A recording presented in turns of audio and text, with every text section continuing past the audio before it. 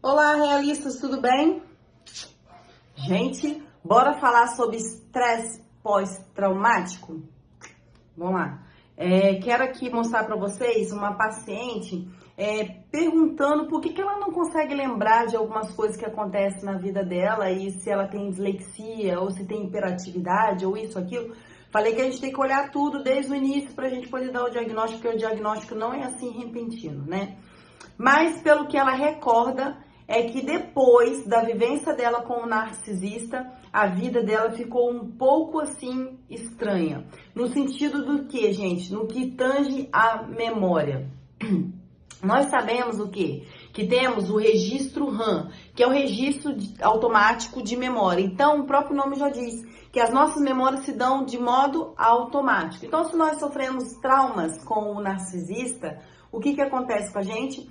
Esses registros de memória são automaticamente registrados, o quê? Automaticamente. Né? A gente não tem controle sobre isso, já vem já no automático e já registra a nossa memória. E quando a gente vai passando muito estresse, a gente vai eliminando no nosso organismo um nível altíssimo de cortisol, isso vai adoecendo as nossas células, a gente vai acessando áreas de estresse cada vez mais no nosso cérebro, isso vai dando um power a mais nos pensamentos ruins e a gente vai gerando sentimentos ruins. E também, a gente pode dizer que a gente cria na gente, como se diz, a gente cria na gente uma camada, sabe? Aquela coisa de estresse dentro da gente que todo trauma faz. Que na verdade a gente nem chama mais de trauma, a gente chama de traumatização. Levine trouxe esse termo, traumatização, em qual sentido? Você passa por eventos traumáticos e o seu sistema nervoso requer uma resposta à altura daquilo. Um exemplo bem básico assim para a gente poder entender o que seria uma resposta clara à altura para o sistema nervoso para quando se sofre traumatização, que é um evento traumático. Um exemplo bem básico assim, uma pessoa sofreu estupro, um exemplo.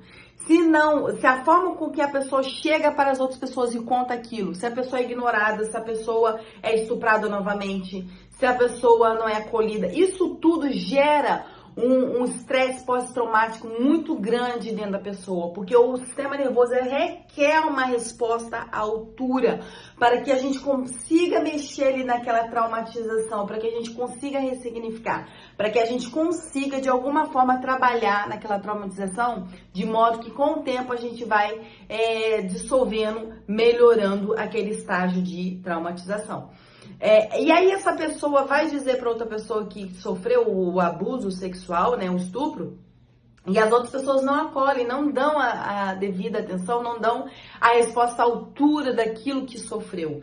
Nem o fato de chegar a polícia, nem bombeiro, ninguém que seja. São exemplos, né, gente, práticos e que é pra gente analisar. A pessoa não consegue gritar, a pessoa não consegue expandir aquilo que está sentindo, aquela raiva, aquela indignação, aquela fúria, aquela angústia, e ela só fica guardando para ela.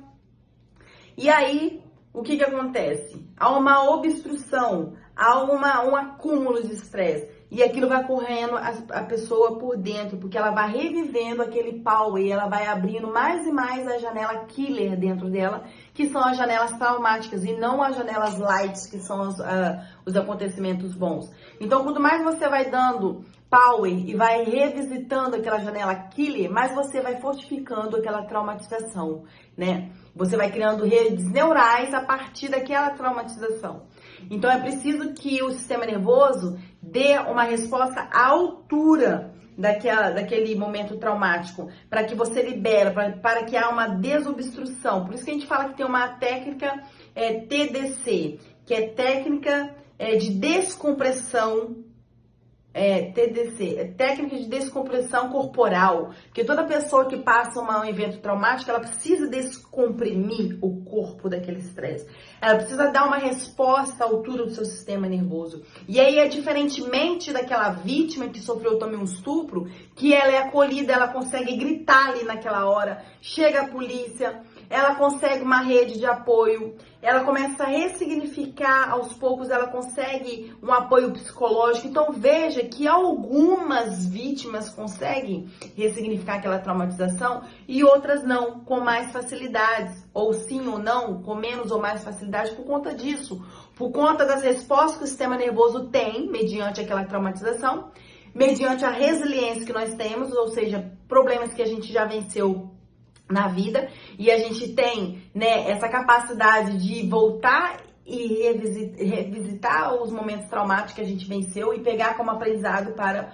o agora, e a gente tende a ter mais resiliência. Então, por isso que tem pessoas que mais se libertam rápido de uma traumatização e tem outras que são mais devagar. Não que desapareça, né? Porque o trauma está ali, a traumatização está ali, mas você lembrar não te faz sofrer se você trabalhar de uma forma, como que se diz, de uma forma coesa, de uma forma saudável, a ter uma resposta do sistema nervoso à altura que você merece. E por que eu tô falando tudo isso? Porque a vivência com o narcisista em si é traumática do início ao fim. É um comprimento há uma compressão de estresse contínua dentro do corpo dessa vítima. Então, por isso que a gente fala que é uma terapia que a gente tem que fazer, conciliado com um profissional que faz a TDC, que é técnica de descompressão corporal. A pessoa precisa voltar para o estágio inicial, ter a postura, olhar para cima, ressignificar o que está dentro, né? Criar redes neurais saudáveis, né? A partir daquele momento, dar resposta à altura para o sistema nervoso, descomprimir o corpo. É como se tivesse comprimido, apertado, né, ali dentro daquele potinho. Ela precisa descomprimir, né, o estresse. O estresse pós-traumático, né, que nós chamamos. Que, na maioria das vezes, traz grandes sequelas para as pessoas, né, impedindo a pessoa ter concentração, impedindo as pessoas na sua memória. A pessoa acessa mais a memória curta, impedindo a pessoa de romper e acreditar em si. Então, são N os fatores.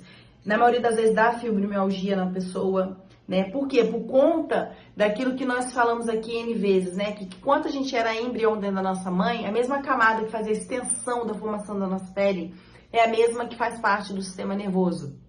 Então, tudo em essência nasce na psique, nasce no aparelho, né, psíquico e somatiza no seu corpo. E a indústria farmacêutica, ela não vai divulgar isso, porque se divulgar isso, perde-se ali o lucro com remédio, com psiquiatras que seja, tá bom, gente? Então, é isso. Por isso que o tratamento é um tripé, adentrando aqui, aproveitando o ensejo de psiquiatra, ressignificação e terapia. No psiquiatra, você toma um remédio e você baixa o sintoma do que você está sentindo. Exemplo, se eu estou sentindo angústia, estresse, depressão, eu baixo o nível de sintoma, ou seja, uma dor de cabeça. Tomo remédio para passar dor de cabeça. Tomo remédio para controlar o estresse. Tomo remédio para controlar a angústia. Tomo remédio para controlar a depressão. Eu baixo aquela linha de estresse, de sintomas, um exemplo, e eu vou para terapia, para poder conhecer as causas do que passou comigo, onde, sabe, tudo começou, o que desenvolveu em mim, e depois, com aquela toda a informação e com aquele todo tratamento que eu tive, eu vou ressignificar, eu vou ter uma expansão de consciência. Então, vejo que é um tripé o tratamento. Psiquiatra, terapeuta para conhecer a causa em si do problema e na raiz do problema, e expansão de consciência, vamos dizer assim. Então, vou colocar aqui para vocês uma paciente que não sabe de fato o que aconteceu num acidente. Deixa eu colocar aqui para vocês.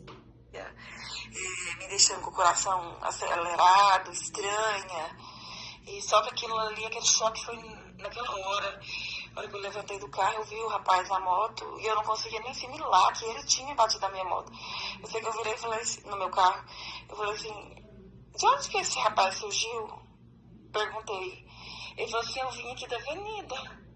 Daí já tinha o moço do carro da frente, voltou e falou assim, moça, pro menino, você não tem que reclamar de moto, não.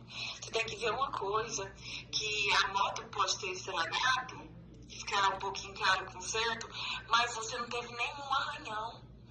Deus preservou a sua vida. E o cara pegou e foi embora. E ele era compadre da minha amiga. E eu tava sem entender nada. E eu sei que eles ficaram falando assim, moça, espera que o meu pai, tô ligando meu pai pra ele poder vir aqui. E é por escrito. E eu perguntei se eles estavam bem, né? Se ele precisava de um socorro pro hospital. Ele falou que não, tava em cima da moto. Pode adiantar. Porque eu vi na cara dele, né, que ele era muito novo. Que ele falou que não tinha, né? Falou, deixa eu vou ligar pra ele depois e perguntar. E ela começou a me contar. Ela falou, nós estávamos lá na horta, Silvana, você retornou, né, pra pegar a menina. A amiga contando pra ela que ela não tá lembrando. O cara foi bater no carro. Eu falei assim, o rapaz caiu da moto. Ela falou, caiu, eu que tirei ele do chão, ajudei ele a levantar. Ela não lembrava do acidente. Não lembrava do acidente. Por quê? Passa-se muito isso na vítima de narcisista. Ela estava vivendo aquele estresse em excesso, aquele evento, e durante aquele evento houve um apagão. Mas o cérebro faz isso para preservar. O cérebro é demais, gente. Deus é demais. O cérebro faz isso para preservar as vítimas. Porque senão a pessoa fica doida, dá uma pane, dá um teco-teco na pessoa. Então, entre os nossos sistemas psíquicos que nós temos na mente, a gente tem um cérebro ou o sistema reptiliano, que a gente pode dizer. Então, a gente tem aquela questão de defesa, né? Que é o seguinte, você tá em apuros, o que seu cérebro faz? Ele desliga. Por isso que às vezes você desmaia, para não dar um PT. O seu cérebro reserva energia, te dá um apagãozinho, mas tá tudo bem às vezes. Tá entendendo? Por conta disso, é preservação do cérebro. Então, ela tá vivendo um evento tão traumático, por uma traumatização, que a pessoa desliga de si, porque senão a pessoa não aguenta. E assim foi o acidente. Durante o acidente, houve um estresse tão grande que ela só foi ouvir no final o barulho do carro. E depois nem se lembrava o que era. A vivência em si com o narcisista faz isso. Eu acho que tem uma parte aqui que ela fala sobre isso. Ficar com medo dos meninos. Peraí. Dessas coisas do doce aí que você acredita que ano passado, em junho, que ele veio aqui a última vez, que eu chamei que eu entrei na Lei Maria da Penha. Quando ele chegou lá em Uberlândia, por volta de 11 e pouco, ele me ligou. E eu assustada, vendo aquele tanto de ligação, mensagem dele, não sabia nem o que era. Essa parte. E eu já tava na cozinha. E eu peguei, e ele ligou de vídeo, e eu não queria ver superior, que é pedagogia, né? Ela falou assim, você sabe que a pessoa que é formada em pedagogia, e eu comecei com doce, eu já falei, né, de chamar a atenção, de sempre, né, você começou a falar que eu comecei a te contar, tá chamando a atenção em todos os lugares, todo o grupo. 2019 eu fiquei muito triste, eu falei, inclusive ele tá com o meu telefone, inclusive porque foi eu que falou, o cara da frente do carro, foi o cara, eu já tava perto, parei o carro, minha amiga foi abrir o portão, e ela entra em todos os assuntos, e eu fecho a cara, não sei se eu não falei lá que era comadre, né, tirei minha comadre da minha vida, comecei a ser amiga dela com meus 14 anos. Em 2020 eu paralisei ela. E ela e a mãe dela é totalmente narcisista. E ela é aquela pessoa assim que fala, que tem aquelas pessoas, sabe aquela pessoa que seca a arruda? Seca a folha de arruda, seca a folha de arruda. E eles são, né? É uma característica muito grande narcisista, a inveja, né? Todos neles a gente vê aquele poder de invejar. Essa menina mesmo que fez o Sentir Mal lá no CAPS, narcisista, não sei se ela mas ela tem um trem, né? E eu ia sofrer muito, mas que essa menina ia curar todas as minhas dores para te ajudar. Então, assim, resumindo, não achei que o áudio, ela falando, ela se dando conta de que realmente ter vivido com o narcisista comprimiu muito estresse nela, muitos traumas, muitas traumatizações, e que ela precisa de fazer uma descompressão corporal, isso a gente sabe, né? E é isso, gente. É daí que parte, às vezes, a sua falta de memória, né? Com certeza é um estresse pós-traumático, né? Um evento traumático que você vivenciou. E o seu cérebro, ele tem mecanismo de defesa, né? Então, ele dá pane, ele te preserva, a sua memória fica restrita. Então, é isso.